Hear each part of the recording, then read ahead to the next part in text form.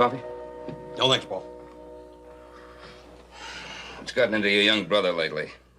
Tearing around the countryside? Playing poker? Getting home at all hours? Boy, he's just young. Sowing his oats.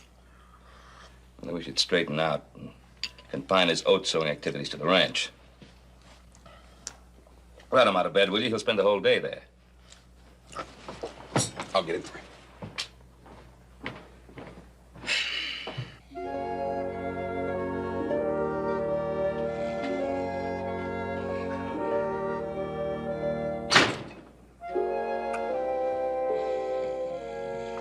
Hey, Joe. Joe, wake up.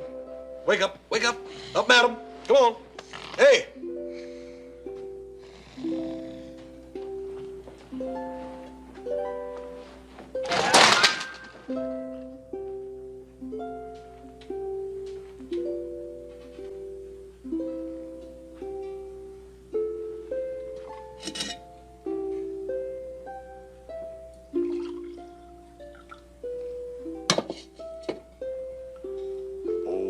Joseph.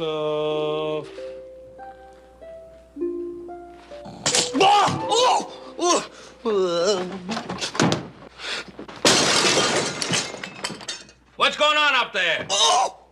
Joe. Oh, my. Why in tarnation did you do that? Oh, my head. Oh. Let me see. Ah! Oh! Oh. Hey, Joe, did you do that just now? No, I didn't do it just now. It's a long story. Yeah, well, tell me about it later. Paul's waiting for you downstairs, and he's in a bad mood. Oh, just my luck. He's got to be in a bad mood. Oh, why's everybody got to be in a bad mood? What a lump.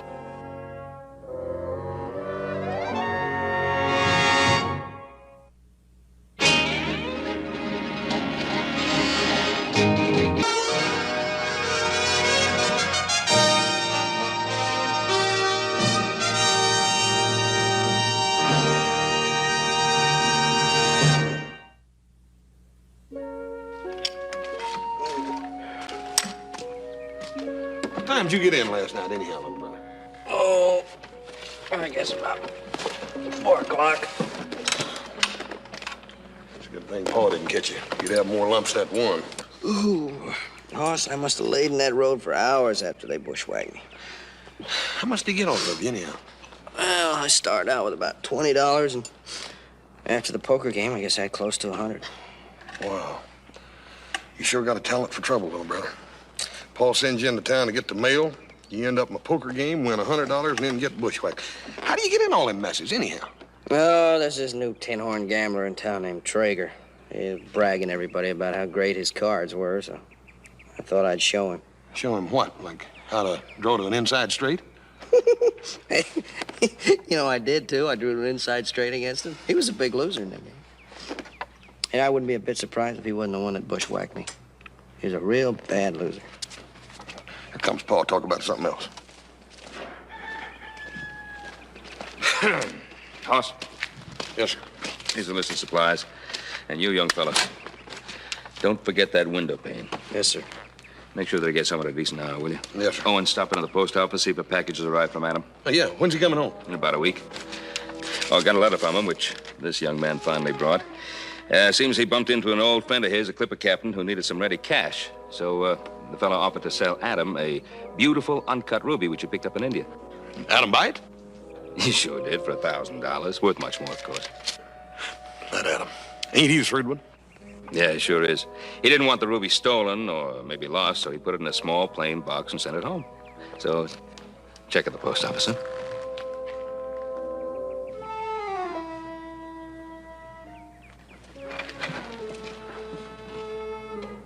You feeling all right? Yeah. You look awfully pale. I didn't get a whole lot of sleep last night, Bob. I know that. I'll try to make up for tonight, will you?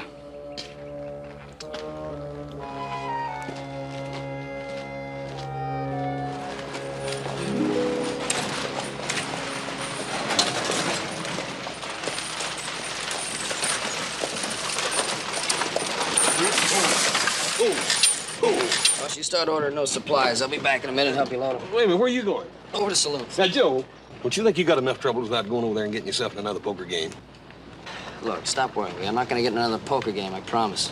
So we'll see if that tin horn's over there. Or whether he skedaddled out of town after he bushwhacked. Joe, you ain't got no proof that he's the one that done it. He's throwing my money around, I got proof. Hey, Joe, how can you tell it's your money or not?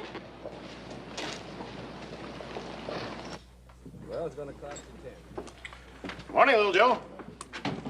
What do you have? Nothing for me, Sam. Just killing time. Say, is that Traeger fella been around? You getting in on it, too? Getting in on what? Flapjack contest. The what? The Flapjack Eating Contest, Saturday. You know, on Founders Day. The Merchants Association sponsoring it. Here, just sign up for it. Oh, yeah? Flapjack contest. Hey, what's Traeger got to do with it? Why, he's taking bets on Big Ed Simpson winning the contest. That's why I thought you wanted him. He's taking bets, huh? Yep. Giving 5 to 1 if Big Ed Simpson wins the contest. Hi, little Joe. Hi, Give me Lily, 2 how are you? beers, Sam. Right. Hey, well, where is Traeger? In the back room. Right. Thanks. 2 beers.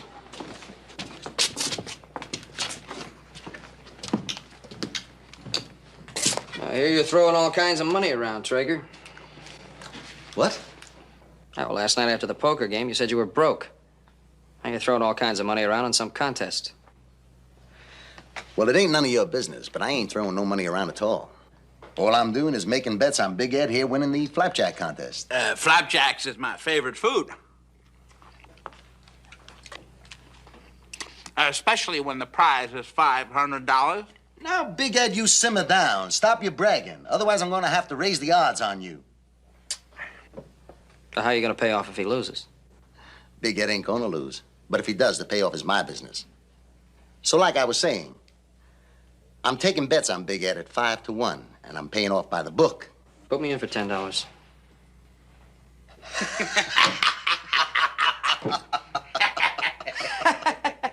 What's so funny? I'm afraid this deal is a little too big for you, little Joe. When I talked about 5 to 1, I was talking about $500 to $100. Oh, well, that's fine. Put me down for $100. Oh, well, Cartwright, $100. That's right. And I'll be right here Saturday to collect. Yeah, you better be right here Saturday to pay off.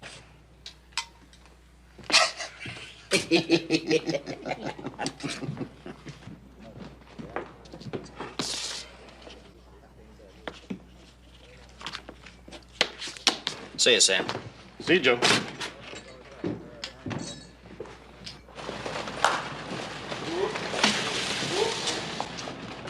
Well, little brother, you sure have been a big help this morning. I had to load all these supplies by myself. What you been doing in there all this time, anyhow? Well, just signing up for the flapjack contest. Surprising. Never knew you was fond of flapjacks. Oh, I'm not. You are.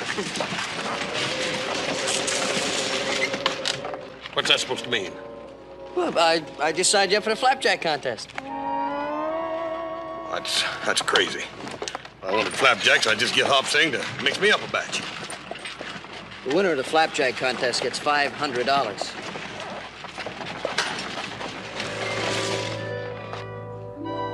Is that a fact? Yep, that's a fact. After you win the contest and I win my bet, there's $1,000. What bet? Well, Traeger's in there. He's giving 5 to 1 odds that Big Ed Simpson's gonna win the contest. I know you can out-eat him any day of the week, so naturally I had to bet against him. Joe, all you're doing is making a lot of trouble for yourself. Paul finds out you've been gambling again, he's gonna clobber you. I'm gonna get more than clobbered if I don't get $1,000 before Adam gets back. Now, what in tarnation's Adam got to do with it? Remember when I got bushwhacked? Yeah? Well, I also stole a little package that I picked up at the post office.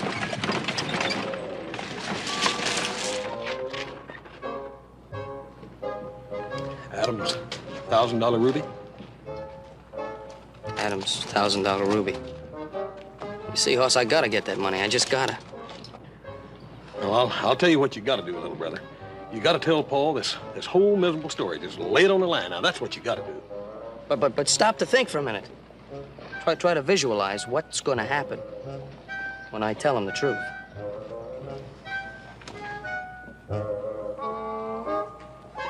Can you see it?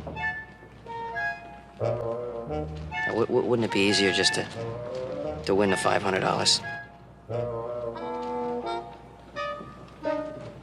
They had good flapjacks.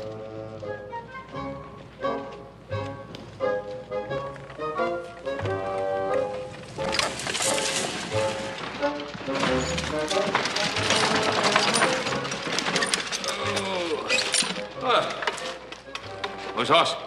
Oh, he'll be along in a minute, Pop. He's just walking the rest of the way home. He's walking? What in heaven's name for? Well, for exercise. That'll build up his appetite. He eats more than all of us put together. Why does he have to build up his appetite? Well, for the flapjack contest. The flapjack. Say that again. This Saturday is Founder's Day in Virginia City, right? Yeah? Well, part of the big doings is a flapjack contest. I entered Hoss. I figure he's a cinch to win it. Sure. And of course, you fellas have nothing better to do. I'd unload those supplies. Oh. And very first thing, put that window pane back in your room. Holy Toledo, Pa, the window pane. You forgot it. Oh, Pa, I was so busy, it just slipped my mind. Sure you were busy entering Hoss at a flapjack contest. I'm sorry. I'll go back and get Oh, it. no, you won't. You just stay right here. There's plenty for you to do around here. Now just unload the supplies. Yes, sir.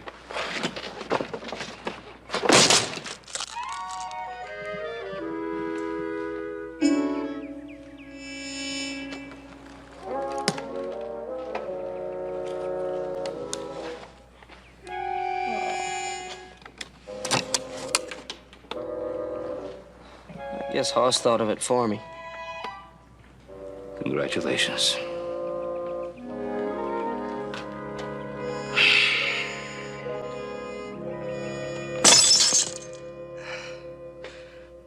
Hey, what have you got out there, Hopsing? Smells delicious. Fried pork chop. Pork chops and hot dogs, that's my favorite, Hopsing. Bring them, I'm starving to death. Hungry enough I could eat fried bear fat. Oh, Hoss, please. Hey, didn't I tell you exercise would improve your appetite? Didn't I? Pass me the butter. Oh, yeah, Pa.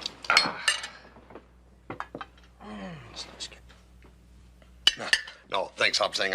I don't care for any salad. I'll just have the pork chops. Mr. Joe say this your supper. What? Yeah, it's a diet. Oh, it's real good. Carrots and celery and an apple. It'll keep you alive. Joe, I'm starving to death after all that exercise. I can't live on this rabbit food. Do you want to win the $500 or don't you? Yeah, but Joe, this ain't fair. All right, go ahead. Go on, stuff yourself. Eat the pork chops, have the bread, the peas, have dessert. Go on, gorge yourself. Don't worry about the promise you made to me. Go ahead, lose the $500. I've done everything I can do. Oh, now, wait a minute. Hold your horses a minute. I didn't say I wouldn't eat this rabbit food, but I'm just worried about who's going to pick me up when I fall over in a dead faint from hunger. Hoss, you know you can count on me. I'll be with you every minute till Saturday. Yeah, I reckon I could bet on that. If you'll pardon the expression, Paul. Joseph. Joe. Have you ever thought of going into politics?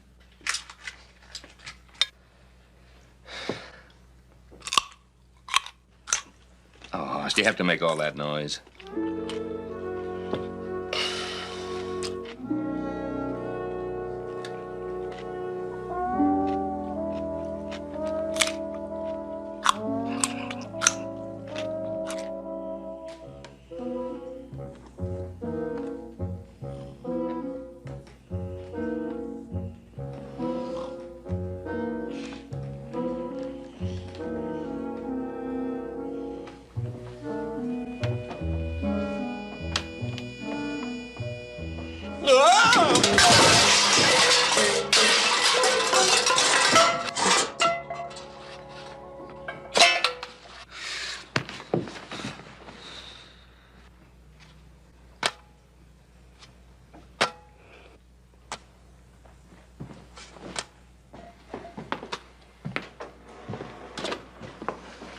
What in tarnation is going on down there? Oh, nothing, Pa. It's all right. Go back to sleep. What are you doing down here? What are you doing down here? What are you doing down here, Joseph? It's too cold to sleep in my room with the window broken. And what is your excuse? I came down here to get a drink of water. A drink of water, my foot. You came down here to sneak some food out of the kitchen, didn't you?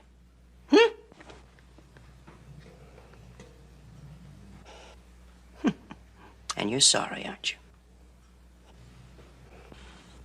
Oh, you're not sorry. I'm hungry, Joe. Hungry, that's what I am. And you are going to stay hungry until the contest is over.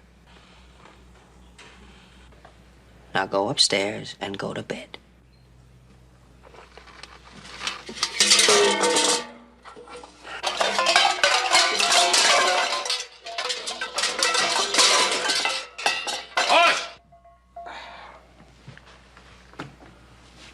Coming, Paul. And don't forget, I'll be here all night long. Right there.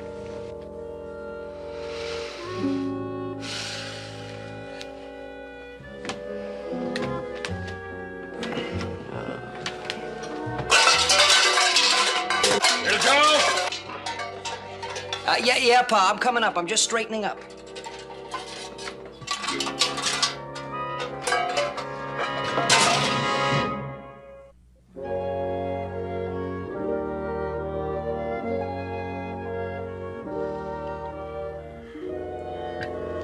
You finished, Mr. Cartwright?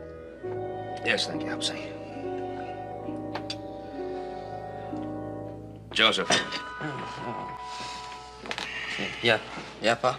Now, look, either you eat your breakfast or you go back to bed. Either one, but do one of them, will you? Yeah, I'm sorry, Pa. Sorry. Just what with the horse banging around half the night, I just didn't get much sleep. Well, let me remind you, young man, that nobody got too much sleep last night. And everybody would been much better off if you'd stayed in bed instead of sitting around spying on your brother.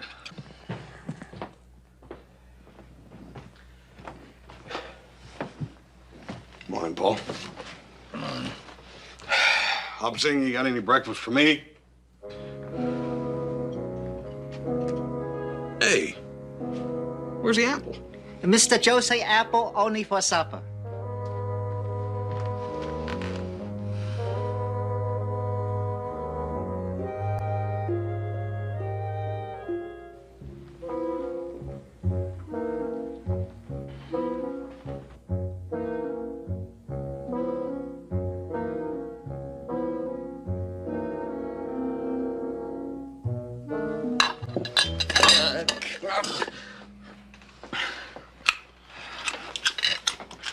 Please. Now, gentlemen, listen to me.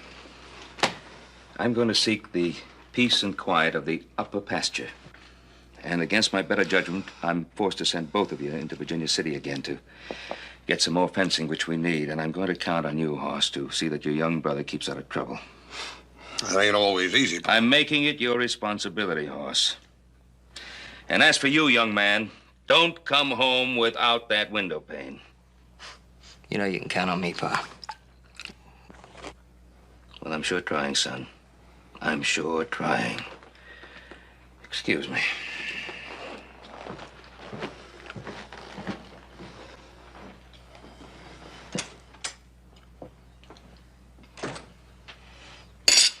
All right, let's go. I ain't finished my breakfast yet.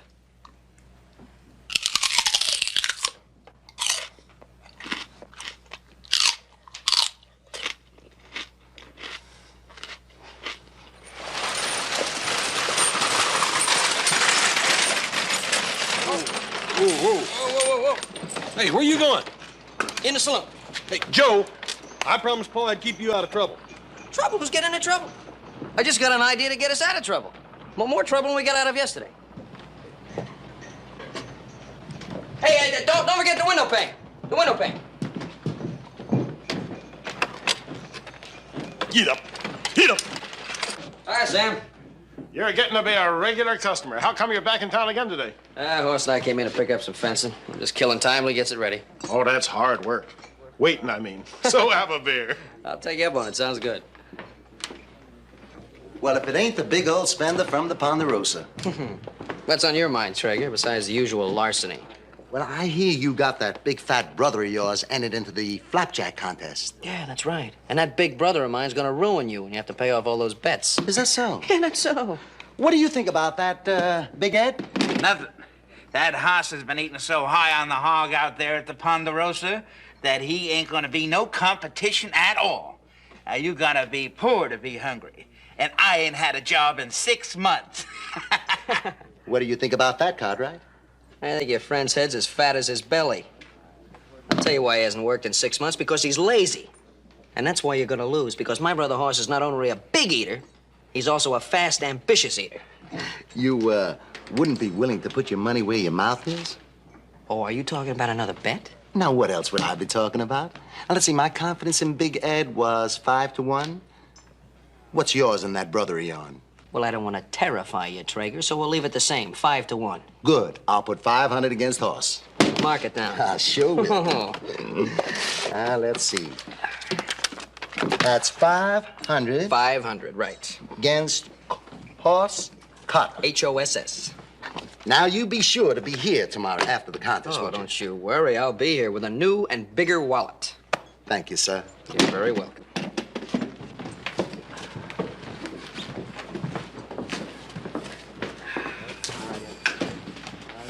You been making more bets with that tin horn? Shh. Keep your voice down. I don't want him to hear you. He's liable to try to change his mind. Oh, did I trap him? Did I trap him into a bet? What kind of trap? See, I figure when Traeger hears you're entering the contest, he's gonna start welching on the bets with Big Ed. So I play like I'm frightened. You see, I'm worried about the competition. So I get into bet against you. Joe, just how much you got riding on this contest anyhow? If Big Ed loses, I get $500. If you win, I get another 500. 500 and 500, that's the 1,000 I need for Adam, plus the 500 you get for winning the contest. We split that down the middle, and it's a nice little profit for both of us. Yeah. What happens if I lose and Big Ed wins? Don't talk that way. It makes me upset. Yeah? Well, you just stay upset until you can examine the other side of that coin. Well, if Big Ed wins, I lose $100. Yeah. If Big Ed wins, that means I lose, don't it? Then what? 20, 25, 100. $2,500 plus that other. Joe, are you crazy? You stop talking that way. Don't talk that way. Think how nice it's going to be when I win all that money. Look what you're doing. You're making me nervous. Sam, let me have another beer. Hey, yeah, me too, Sam. Just for my nerves, Joe. No. A glass of water. What? You heard me. A glass of water.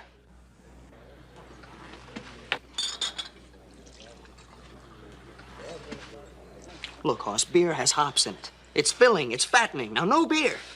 Water, carrots, and celery. You're trying to kill me, ain't you, Joe? Well, you keep your voice down. Keep your voice down. Right there. They're right there.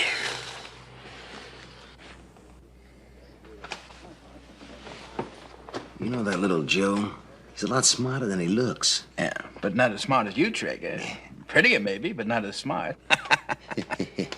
You bet he ain't as smart as I am. Now listen.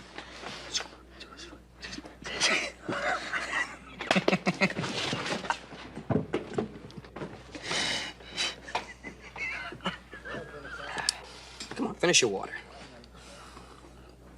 Did you get that window pane? Jake didn't have no more of them. He what? He didn't have no more of them.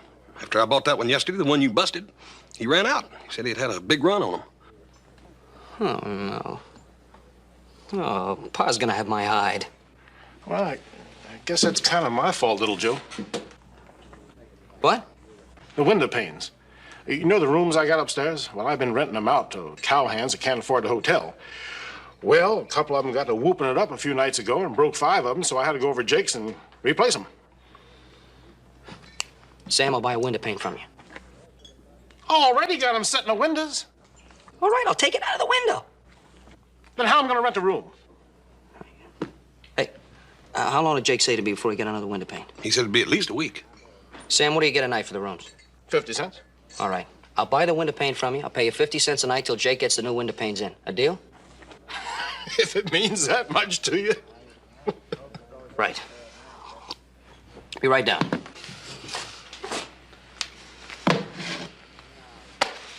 Be strong, Hoss. It ain't easy on water, Joe.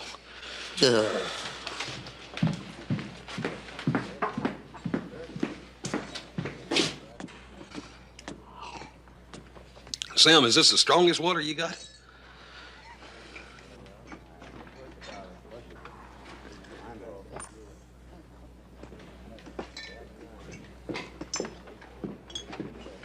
Hi, Lily.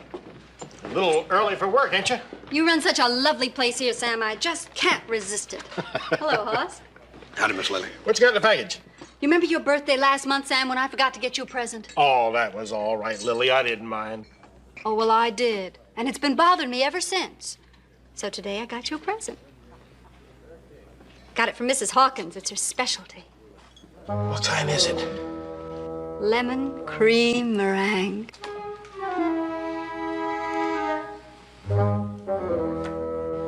I'd like you to have the first bite.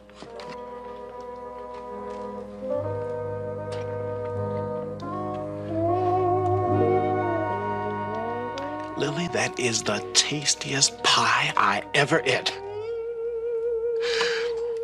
I sure appreciate this. I surely do. I'll go get some plates.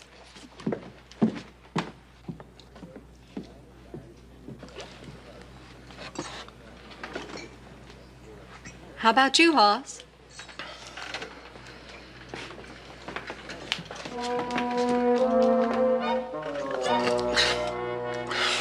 No, thank you, Lily. What, Hoss? What's the matter? You're not sick or something, are you? Well, I've seen you turn down the best-looking girl in here, but never something to eat. Oh, come on, baby. For Sam's birthday. Now cut that out, Lily. Why? What's wrong with a little bit of pie? Ma'am, I promised little Joe, see? What's he got to do with it? Don't worry. We'll save him some. No, that ain't it. Oh, come on, honey. If not for Sam, then do it for Lil. Huh? Please? What's the big idea? Oh, that's what I like to know. What is the big idea? Where'd the pie come from? I bought it for Sam. For his birthday, if it's any of your business. Sam's birthday, my foot. You're working for Traeger, aren't you? I haven't got the slightest idea what you're talking about. Well, the heck you don't. You've been going with Traeger ever since he came into town. He paid you to tempt my brother, didn't he? I'm not that type of girl. You're no pie maker either, Jezebel. Why, the nerve. No, Lily.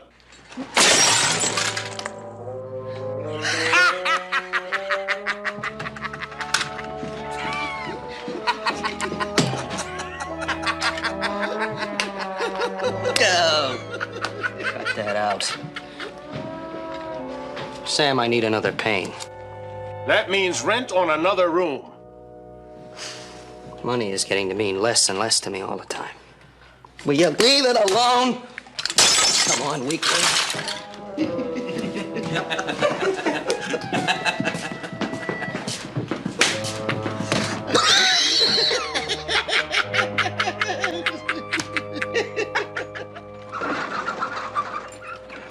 Run in and see if Paul's here. Whoop.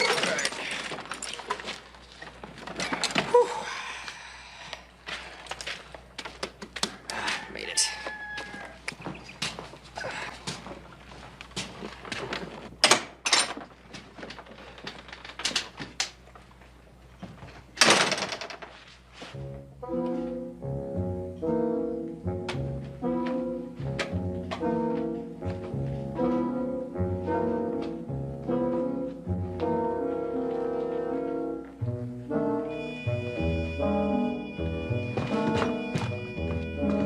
Mr. Joe say you stay out of kitchen. Mr. Cartwright say take fence to upper pasture. Chop, chop. All right, all right.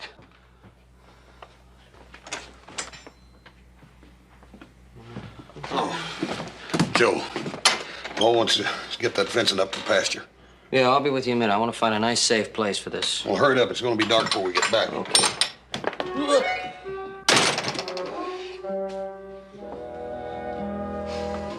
Let me see.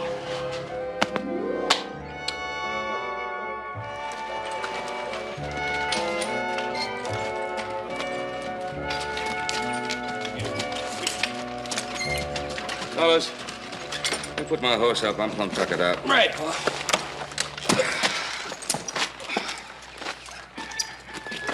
Oh, come on, horse. Shake a leg down from there. That's about all I can do. I'm so all fired, tuckered out from all that diet. I'm going to go in the house and lay me down on that sofa. The sofa. Holy Toledo, the sofa!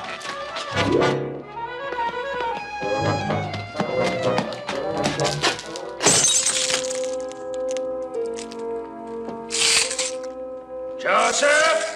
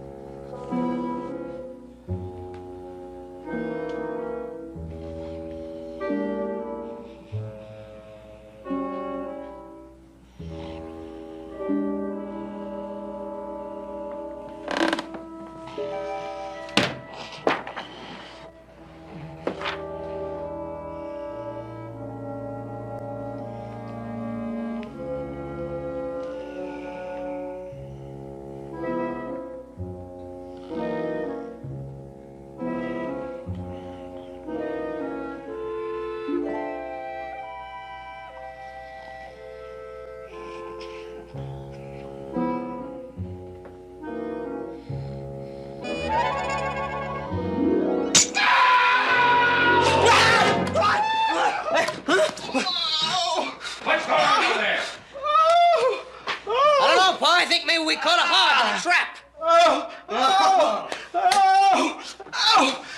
Horse, what in tarnation is going on down there? Horse, what's all that yowling about? Ow, Paul. Some little You were in the kitchen, weren't you? What were you doing in the kitchen? Trying to steal some food? Joe, my belly's so dang empty, it's killing me. And it's gonna stay that way until after the contest tomorrow. Yes, and it's a dang good thing it is tomorrow. One more night like this, and you'll both be out in the barn, sleeping there. Now listen to me. Get to bed! Yes, sir. Yes, sir.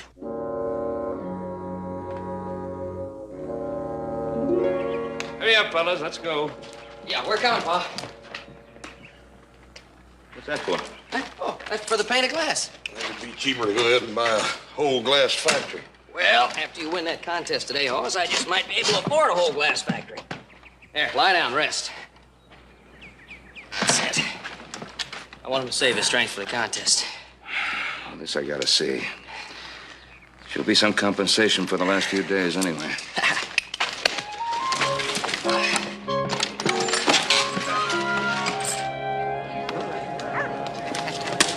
Ladies and gentlemen, your attention, please. With all the contestants here, we can begin. The rules are simple. The man who eats the most flapjacks in an hour wins. The hotel will keep them coming from the kitchen. All right, what are you doing here? You couldn't be over a 15 or 20 flapjack man. Well, you see, Hoss, my wife's been away visiting her sister, and I ain't been eating so good. So I figured this here'd be a good chance to store up. Plain or with something on them, any way you want. Now, if you all be seated and ready, We'll begin. 1, 2, 3, go! Let's go! Take your time. You got a long time. Don't worry about the competition. Just take it easy. Come on, boy, just keep thinking of that $500. Just keep thinking about it now. Go ahead, boy.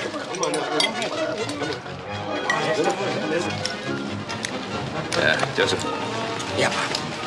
Joseph, this contest is taking exactly an hour, so let's you and I get some errands done in the meantime, huh? Oh, Papa, don't you think I ought to stay with Horsey? He might need some syrup or something. Oh, the hotel provides all those services. I want to get over to the post office, see if there's any mail from Adam, and you might try persuading Jake to open up his shop long enough to get that window pane. Oh, he hasn't got any left. Huh? Why'd you bring that mattress? Oh, I've been going over and getting him from Sam at the saloon. He's got a couple extra. Oh? Well, you just get over to that saloon and get an extra window pane, huh? I'll meet you back here. All right, Pop. Come on, put him away.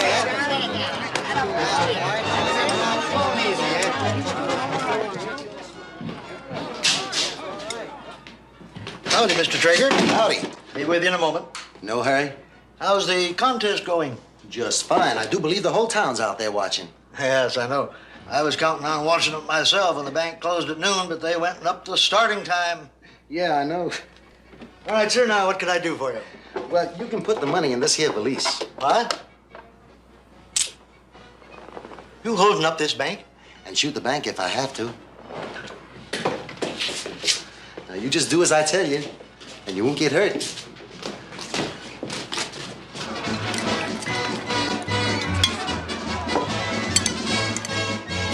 What's that, boss? It's my secret webinar. Try it.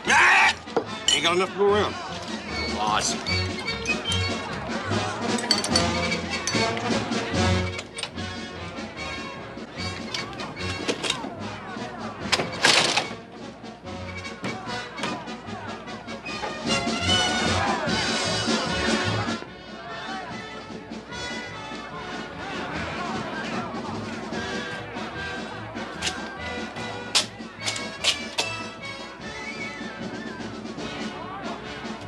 Stop him!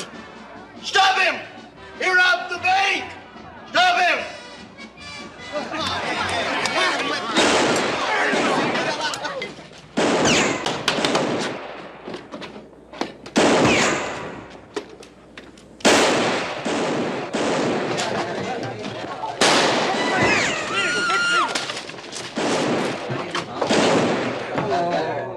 Hey, sit down! Sit down. Wait till you'll be disqualified. It's one of Traeger's tricks. Come on. Are you sure? Sure, I'm sure. Now sit down and start eating.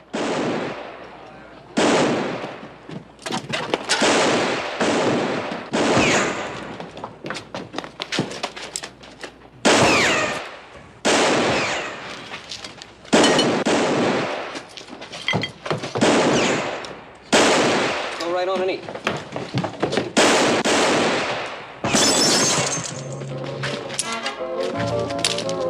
All right, that does it!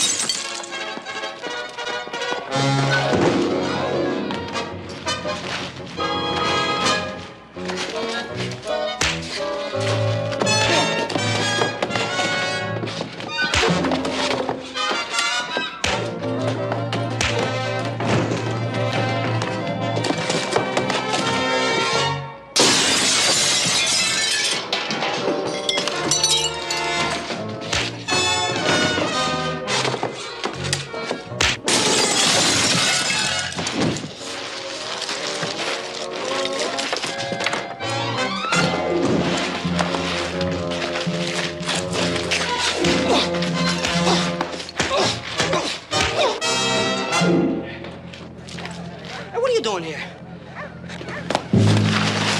Nothing, Joe.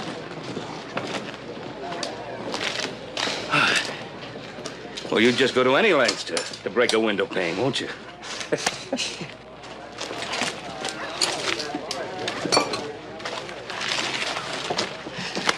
Good job, boy. Good job. Oh, thanks. But Traeger robbed the bank. He was trying to get away.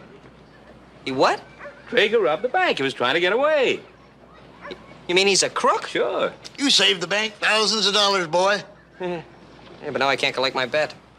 You just earned yourself a $500 reward. Come over to the bank and pick it up. Joe, did you hear that? $500. Yeah, but that's only half the loaf, Hoss. Listen, that was a pretty slick job you almost got away with there. Now, you're no ordinary bank robber, are you? What's your real name? Come on, you might as well tell us. We're going to find out anyway as soon as we get you over to jail. Sure. Cunningham. Cunningham. Ain't there a price on your head? Best there is for bank robbing, $500. Hey, Joe, did you hear that? Hey, this is your lucky day, Joe. $500. That's 500 plus another 500. That's 1,000 any way you look at it. And the $500 you won for winning a pancake Yeah, contest. hey, Sam, where's my $500 at? You haven't won yet, Hoss. There's still one contestant at the table.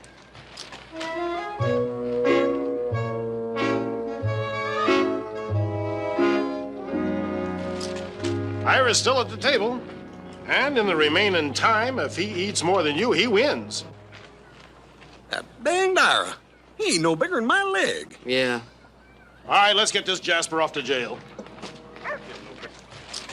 Well, tough luck, brother.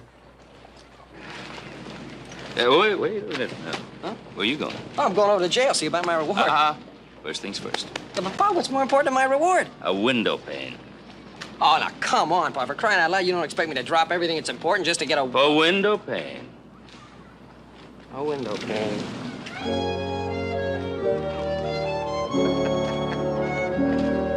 Oh, by the way, got a letter from Adam. He's coming in on today's stage. That little Joe. He made it just in time. What? Nothing, Paul, nothing. Hi, little Joe. Hey, what was all that shooting about? Oh, the shooting was at your boyfriend, Traeger. He was robbing the bank while everybody else was at the contest.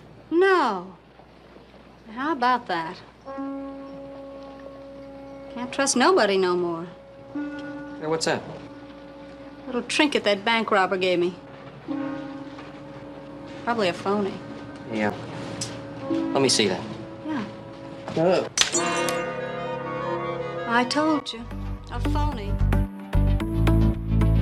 Priceless rubies.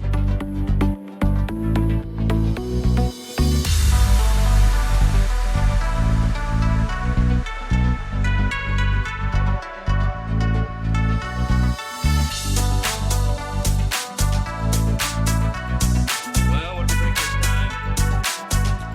A ruby. Brother Adam. Yeah, they stole it from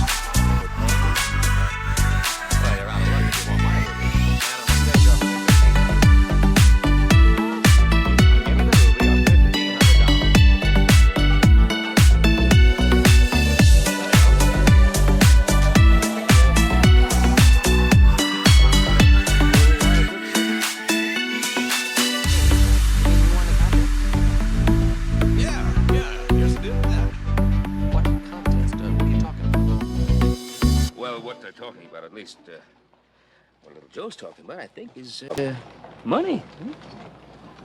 So Adam here wants, $1,500 for that ruby. Huh? That's what the man said, $1,500. I'm $500 short. So, what you want is my contest money, right, Joe? Right. Well, the way I figured, Joe, what you already owe me, and Sam the bartender, figure it'll take you at least a year to just get even. I reckon that'll be a good lesson for you, little brother. Oh, I doubt that very much. As a matter of fact, I'd be willing to make a little wager that your young brother here takes more than a year to pay you off. Oh, yeah? You giving any odds? What was that? Hmm? Oh, nothing. Nothing. I was only kidding you, Pa. Just a joke. You know, I don't bet. Well, of course you don't bet. I know that. But what was that you said a little while ago when Mr. Traeger was taken into custody about a bet being ruined? And while we're at it, young fella, what about these poker-playing activities of yours? Pa, why don't we just talk about that later? I got a lot of important things to do. I gotta get that window pane, and I know that's important. Oh, hello. I know you want that window pane, and I'm gonna get it. I promise you. I'm gonna get it, and I'm gonna get it fixed too, Pa. I'm gonna fix it.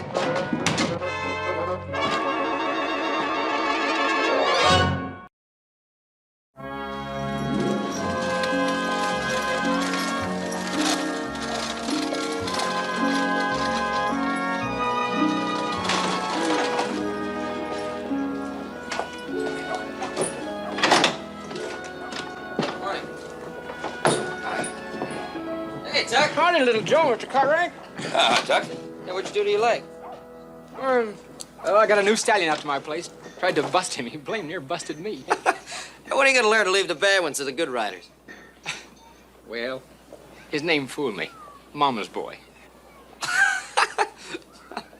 Ain't that a name for a horse that's half meanness and another half even meaner? Hey, Tuck, when are you going to come out and have supper with us? Thanks, Mr. Cartwright, but I got a lot of things to do out at the ranch, and, well, I can't nothing drag me away till they're done. Come on now, there's other things in life besides running that spread of yours. Well, yeah, like what?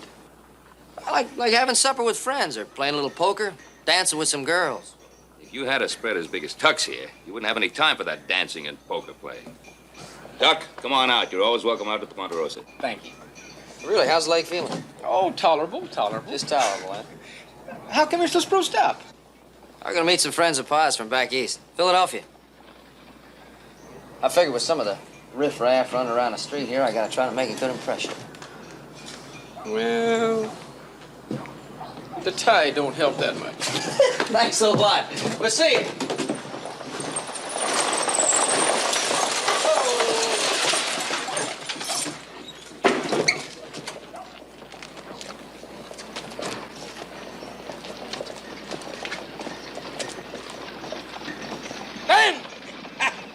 Ben Cartwright, you old... Son of a gun. How are you, Mart? Hey, you look wonderful. Feel wonderful. You look wonderful yourself. It's my youngest boy. Little Joe, it's Mr. Melvin. Mr. Melvin, a pleasure to meet you. I How are heard an you, awful son? lot about the old days from Bob. Sit down. Lucy, this is Ben Cartwright and his son, Little Joe, my daughter, Lucinda. Well, Miss Lucinda, what a pleasure. Welcome to Virginia City and to the Ponderosa. It's my pleasure, man.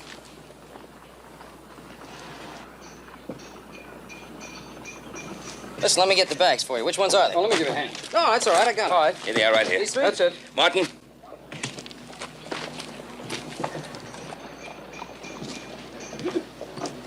Martin, you know, I can't believe it's been that long since we've seen each other. Oh, it is, Ben. The gray in our hair should prove that. Sure does. Hey, you didn't tell me about her. Tuck, I thought you were only interested in meeting horses. Thank you, Ben. Thank you, Joe. Right, didn't have too dusty a trip, did you? No, fine trip all the way. Mr. Cartwright, I'd like to accept that kind invitation of yours for supper tonight. Oh, well, Tuck, I thought you said that nothing could ever get you away from that ranch of yours.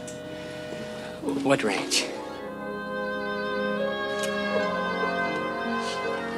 that case, we'll expect you tonight.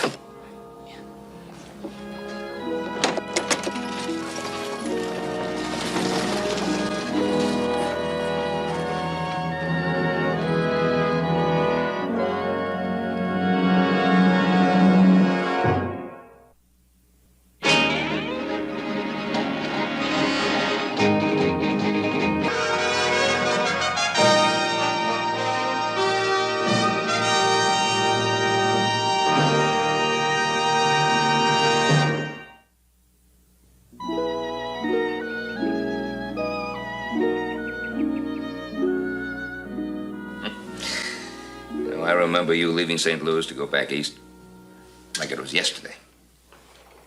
Martin, it can't be 28 years. It is, though, Ben. It is.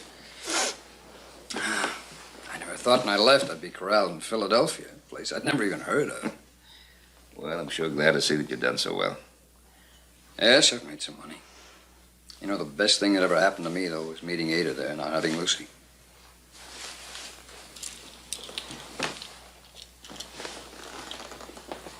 That was Ada. Beautiful woman. Yes, she was. All the way. I lost Ada when Lucy was just 5. Ben, you have no idea what it is to raise a child all by yourself. Oh, of course I don't. No, you're talking about boys. I mean a woman child. I tell you, Ben, the human female filly is a woman grown down instead of up. She's just as hard to make out as her big sister. Lucy's always been a puzzle to me. Well, that's because you spoil the heck out of her. An only child, a girl. No, it's not what bothers me, Ben. See, Lucy was a sickly child. She spent a good many years in bed. And had to take it easy for a long time after that. Well, as a result, she found all of her companionship in books instead of in people. Now that she's grown and healthy, she still does. Mostly poetry and romantic novels. Well, you know, young girls and romantic novels go together like strawberries and cream. Yes, but Lucy gets all of her ideas of life out of these books. She hardly ever comes down to bedrock. I thought that out here where you still have to claw some just to stay alive, she might just come down to earth.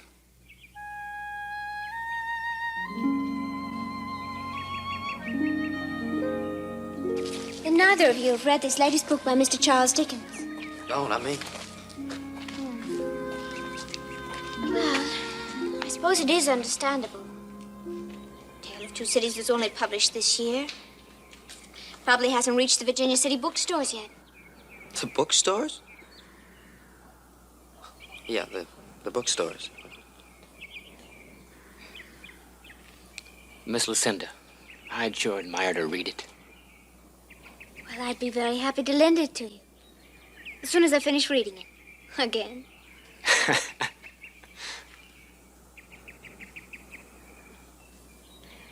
Oh, I'm especially fond of Sidney Carton. Friend of yours? Oh, you are silly. Well, he's a person in the book. Well, the hero, a ne'er-do-well, a drunkard who nobly redeems himself. I didn't know a souse, a drunk, could be a book hero. Oh, he was a wonderful hero. You see, Sidney Carton was in love with a beautiful woman by the name of Lucy Manette. I bet she ain't any prettier than you are, Miss Lucinda. Thank you.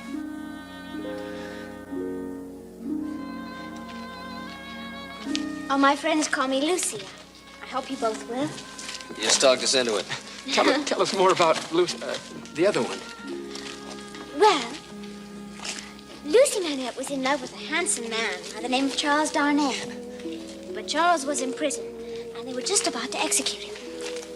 Oh, but Sidney Carton loved Lucy so much. Do you know what he did? No, tell me.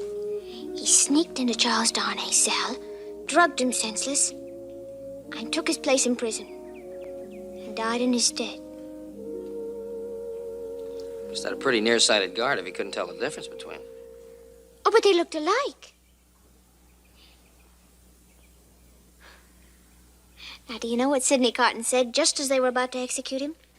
What his very last words were? What were they? So long, I guess. Oh, nobody ever says so long in a book by Mr. Charles Dickens.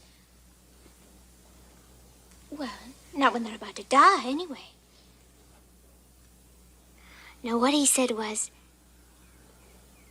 "It is a far, far better thing I do than anything I have ever done."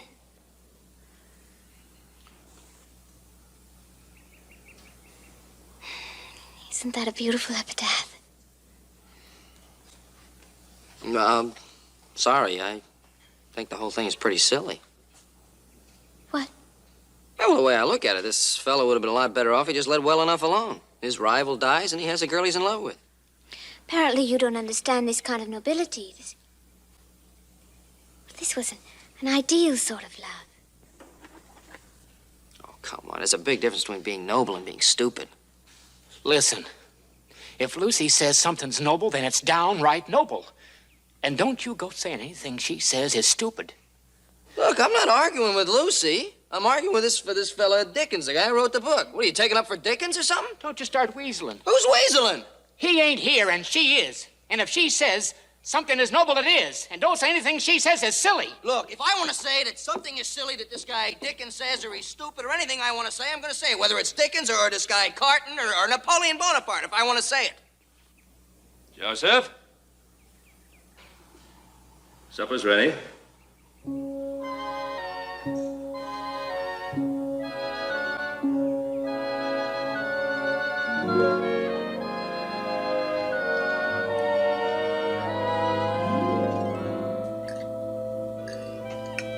I'm sorry that Adam and Hoss are so late. Of course, they're coming a long way.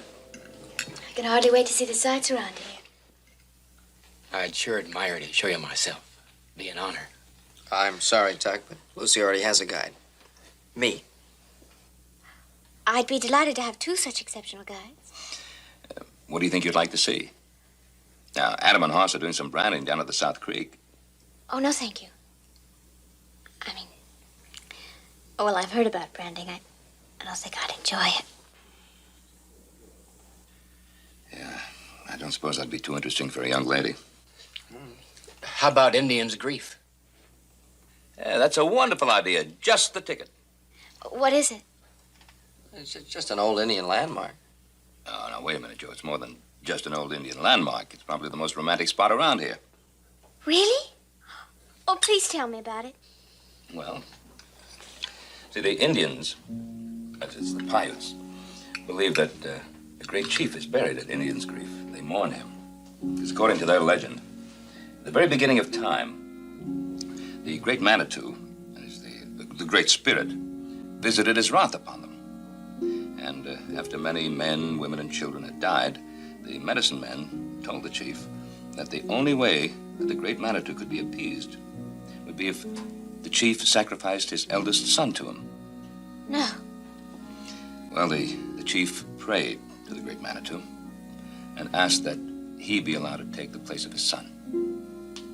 He dressed himself in his finest garments, and he mounted his favorite horse, and he rode to the very top, the highest cliff, and he leaped off. What a beautiful story. The Paiutes are very superstitious about Indians' grief. They never walk around the rocks there. It's taboo. They don't mind white men doing it, but it's sacrilege for a Paiute. Now, Lucy, dear, there's the romantic West you've been looking for. Oh, I can hardly wait to see it. When can we go? Well, if you really want to go... Seeing it was my idea. I'll take you there tomorrow myself.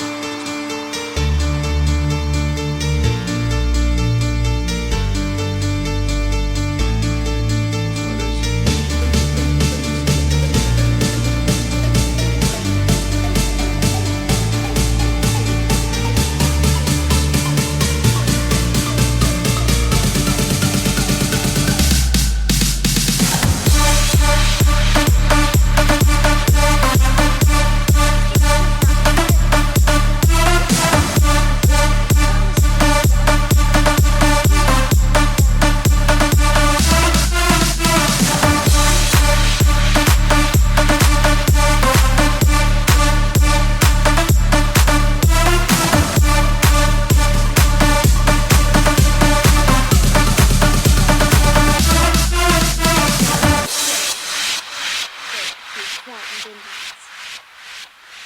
And James Fenimore Cooper's book, The Last of the Mohicans, why... Come on, Lucy, not another book writer.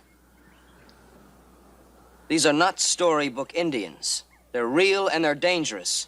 They're not going to set you up as some great white princess and worship you. No matter what you've read in books, because these Indians have not read the same books.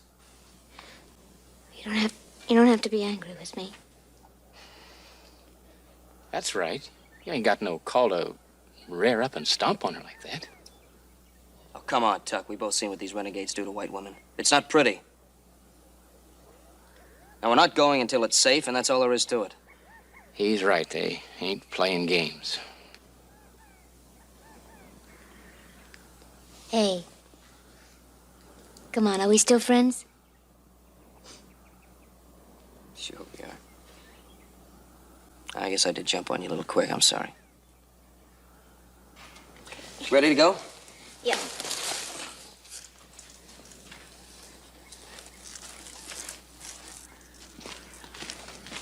Hey, wait a sec. It looks like a little stone bruise. Be all right tomorrow. Lucy, you'll have to ride with me now. Slow down a minute. My horse has got a gait like a rocking chair. Lucy's gonna be a lot more comfortable back of me. You gotta think of her.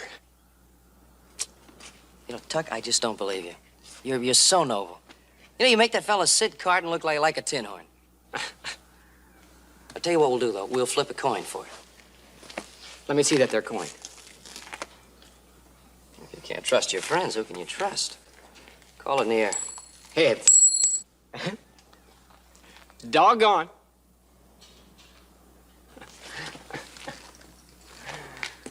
Little Joe, you just hang on to that there lucky coin. Tuck. That's the lame horse.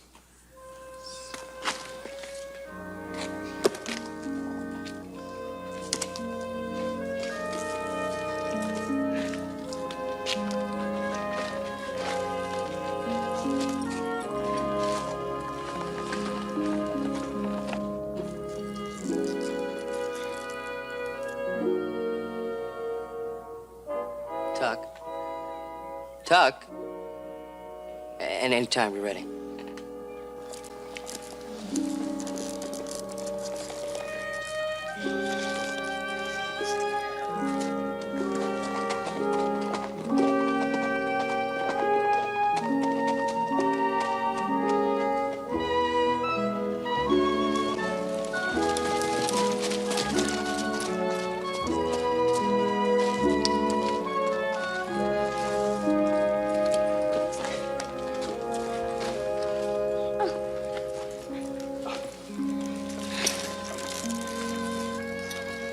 Thank you, Tuck.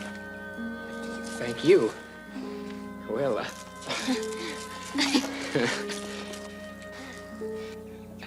well, so long. So long, little Joe. See you, Tuck. See you tomorrow, Lucy. Bye, Tuck.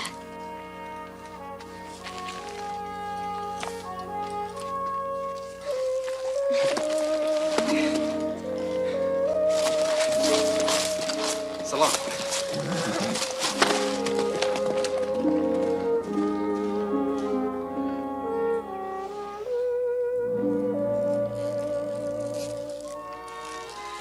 You really think you're being fair to Tuck? Fair? Yeah.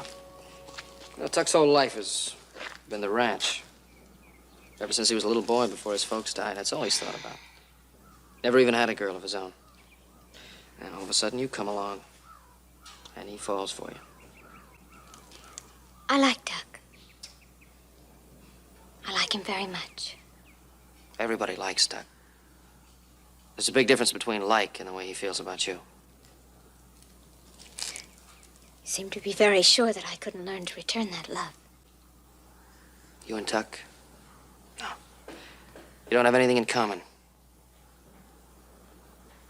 Nothing at all, but it doesn't matter to Tuck because he loves you. You know, to him, you're not even a girl. You're a princess out of a storybook. Oh, little Joe. Sometimes a girl wants to be treated like a princess.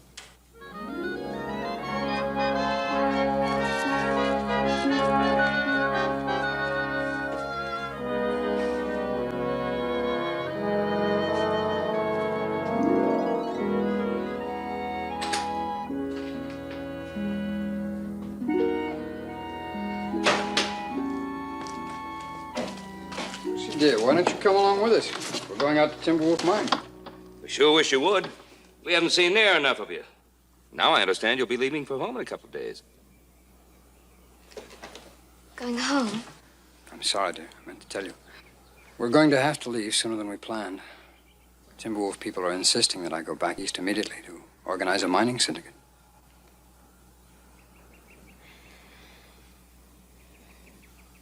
I understand, Daddy. All right, dear. Mr. Cartwright, I hope you'll excuse me. I'm really very tired. I think I'll just stay here and rest. Of course. You take care, dear. Here. We'll see you.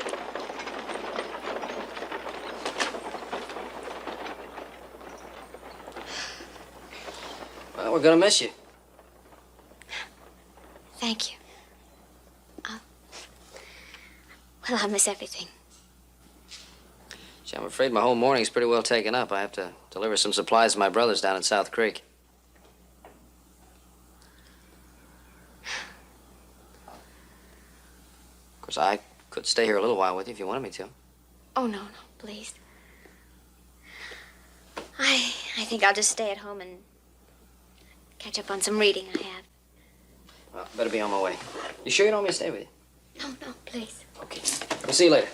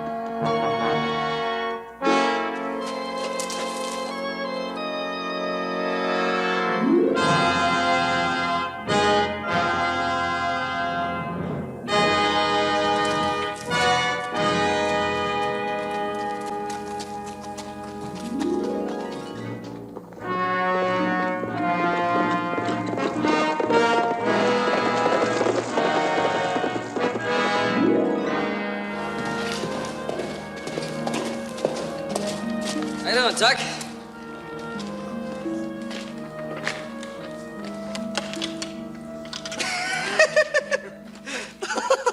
Oh, no, don't tell me.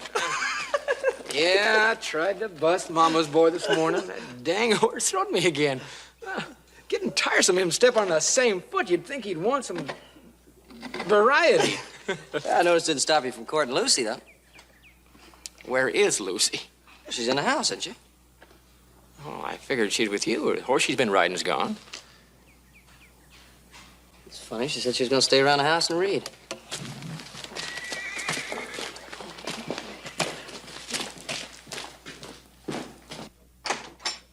One of the hands must have taken her horse. She's probably upstairs reading one of her romantic stories in some kind of a trance. Hey, Lucy! Hey, Lucy! Now, knowing that girl, she's probably hiding somewhere under the furniture, laughing about it. Hey, Lucy, you in the kitchen?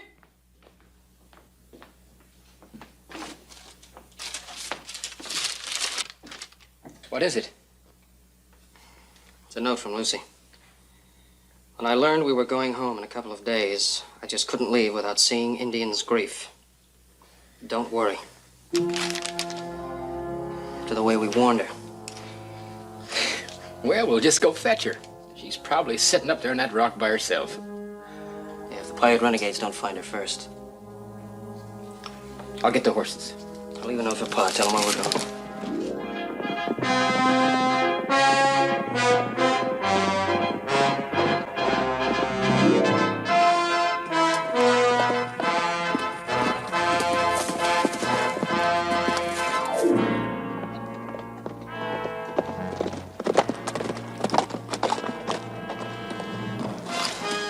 Indian's grief.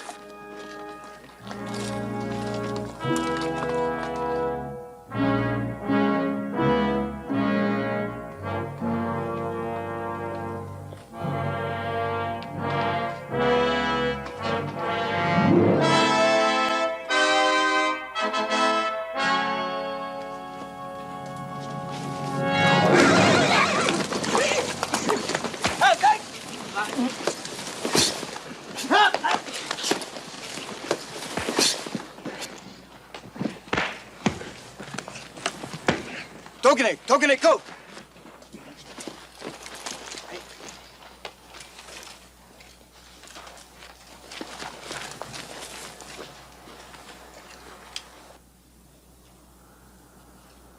Sharp tongue.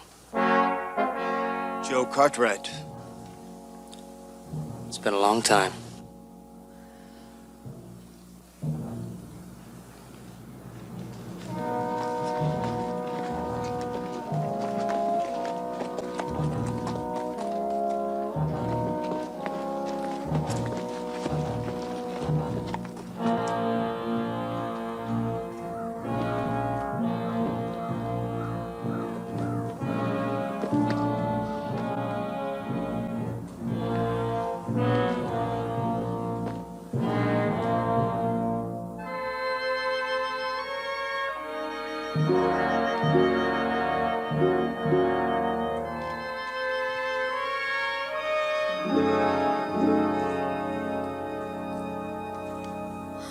Oh, Tuck! Little Joe!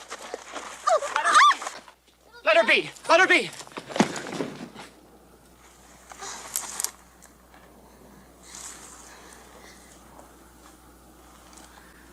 I see you've changed your name, Sharp Tongue. Now they call you He Who Scares Women.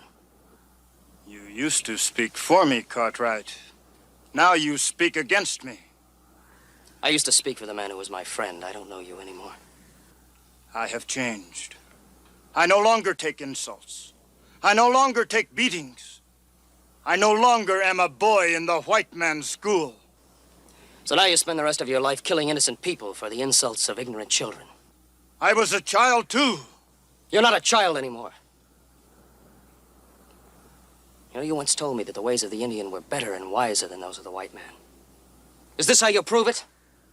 By burning, by murdering? By proving that you're worse than the worst of us? Paiute still better than white man. You'll see. The only thing I'll see is you hanging from the end of a rope. No. I saw this shirt in a dream. When I woke, I made shirt, just like in dream. As long as I wear shirt, nothing evil can happen to me. Manitou himself promised it in the dream.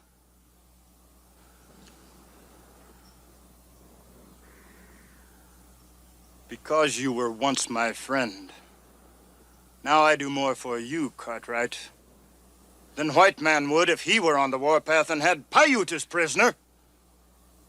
You are free. Go.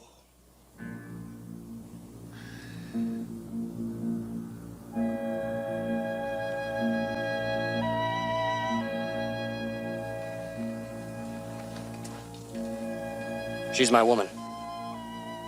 He's my friend, as we were friends in school. Let them go, too. She is pretty for a white woman.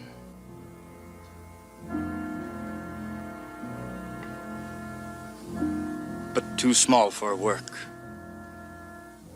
2 times, Cartwright, you try to save me from beating by other boys, and you are beaten with me. I show you I am better than white men. For those 2 beatings, I give you 2 lives. Yours and one other. Choose.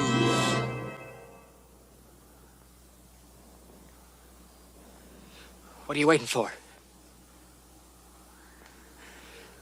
Take her with you. Go on. Please. Come on. Tuck! Go away with him, Lucy. Please. I'll be all right. Go quickly, Cartwright, and do not come back. The next time we meet, remember, I will owe you nothing.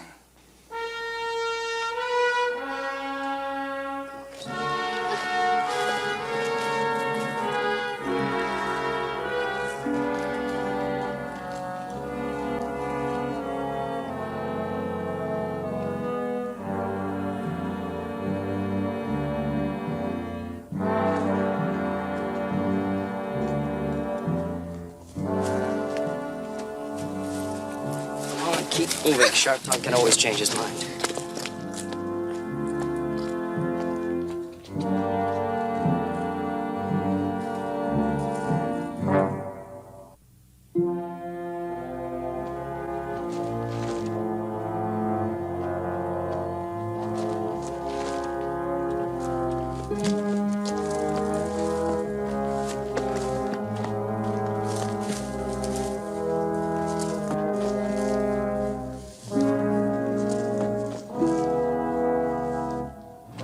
Can't just leave him there, little Joe. Stay put and be quiet.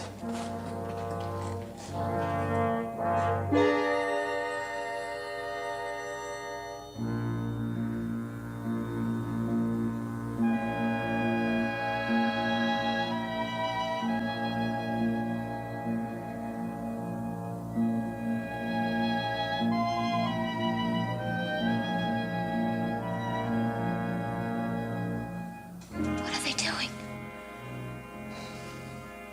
It's an old Indian game. He gets a head start, length of a bow shot. If he can outrun him, he lives. And if not, he dies.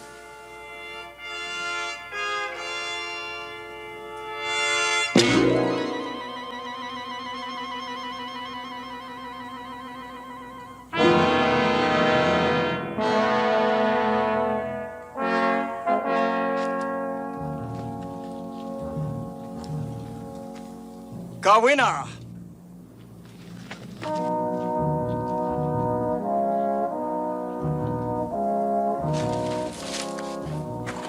You think you can find your way back? All right, then get going. He can't die now. I love him, little Joe. I love him. Lucy, listen to me. If you love him, then do what I say. I left a note for Pa. He knows where we are. You'll probably meet him on the way back. Tell him what's happening and tell him to hurry. Now go on.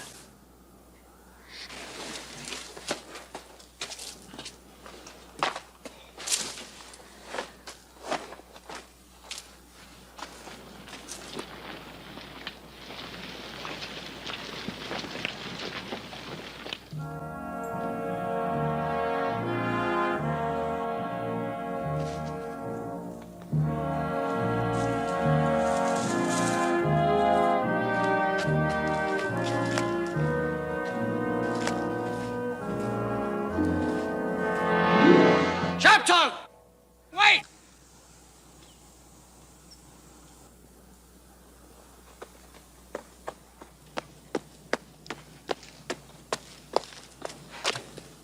Since when does Sharp Tongue play woman's sport? I told you the next time we meet, I would kill you. This is woman's sport. My friend's leg is hurt. He can't run. If you want sport worthy of a warrior, let me take his place. Let him go free. And try to kill me if you can. I could always outfight you and outrun you. I still can. You know the game. You will have no weapon. I know the game. If you get away alive, he lives. But if you don't, he dies too. Go, Cartwright.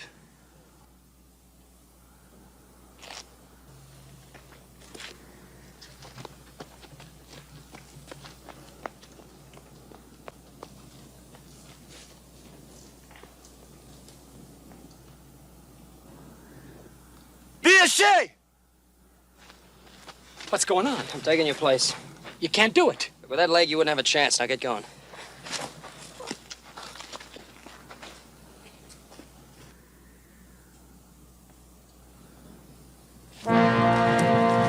Bonanza!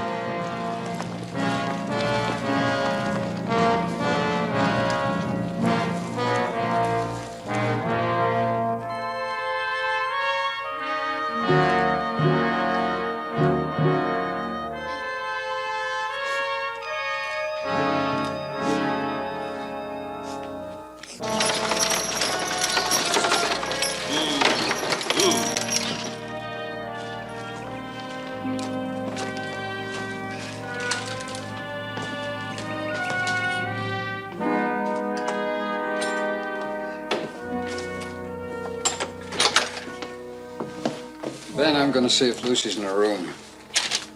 Martin. Yes, Ben? Lucy's not in the room. What? According to Little Joe's note here, she was headed for Indian's Grief. Yeah, the renegade pirates were seen around there. Shall we get some more men? No, there's no time for that. Let's go.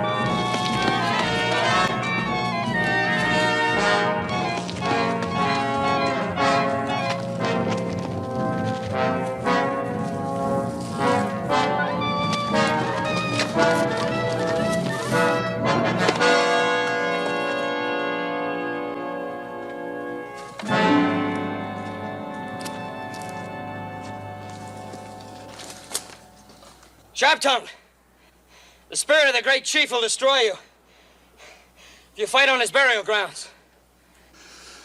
My shirt will protect me. Uno Hashif. Cartwright, now I kill you.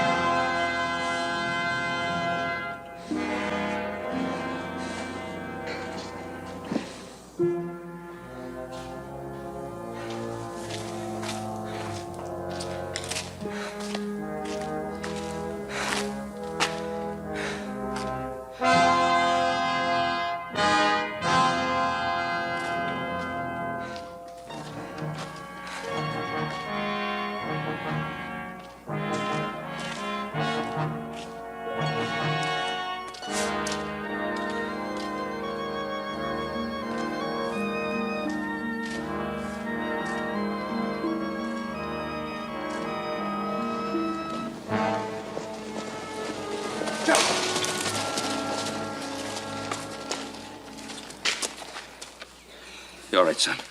You all right? Yep, I'm fine. Yeah, I had to kill Sharp Tongue. Rest of his braves rode off towards the reservation. Well, without Sharp Tongue, they've no leader, no purpose. Let's go home. Little Joe, thank you, son. Thank you very much. Me too. Little Joe. I'm sorry that my foolish romantic curiosity almost got you killed. But you were as noble as Sidney Carton.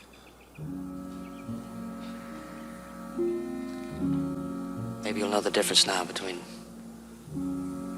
living and what you read in storybooks.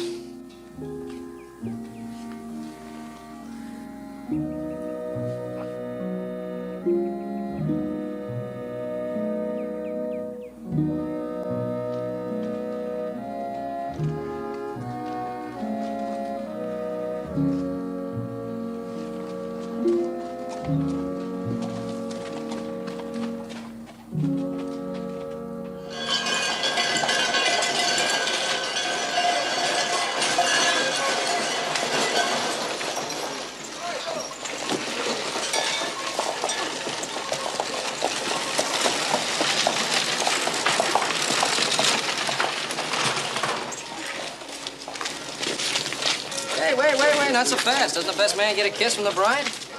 Now, what about the ushers? Hey, you got your kiss back at the wedding. Oh, wait a minute. When you got a whole gold mine, you ain't gonna be chinchy over a couple of little nuggets, are you? Yeah. Take your nuggets and make them small. Look. Good luck. Thank you, Little Joe. Little Joe, I've learned my lesson. Oh, I'm gonna be a good wife to him. I'm gonna cook for him. I'm gonna be practical. I'm gonna even learn to sew and make my own clothes. I know you will. All right, little Joe. Our turn now. Little Joe, I'd admire having a word with you. Sure, bridegroom. Excuse me, honey. What's up? I just want you to know, I especially appreciate your saving me. Oh, come on, forget it. What kind of you being in love with Lucy yourself? What? I realize you didn't want to own up to it out there at Indian's Grief, but I know the truth. And I know it took a lot to save the life of a fella who was in love with your best girl. Who did that? Don't. Listen. You did exactly what that Carton hombre did in that there book of Lucy's. Are you out of your head? I didn't... Don't you fret. I ain't gonna tell anybody, especially Lucy.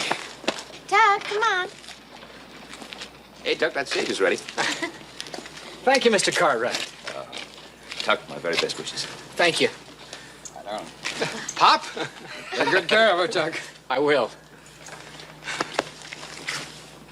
Watch your head.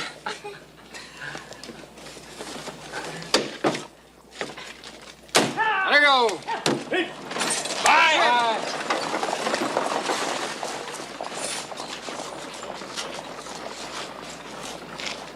What's the matter, General? What's the matter? I just can't believe it. She's starting to think like him, and he's starting to think like her. Well, that's good. They say that compromise is the secret of a happy marriage. Yeah, but they just got married. Well? I mean, can you picture it a year from now? He'll be sitting there reading Dickens, and she'll be busting horses.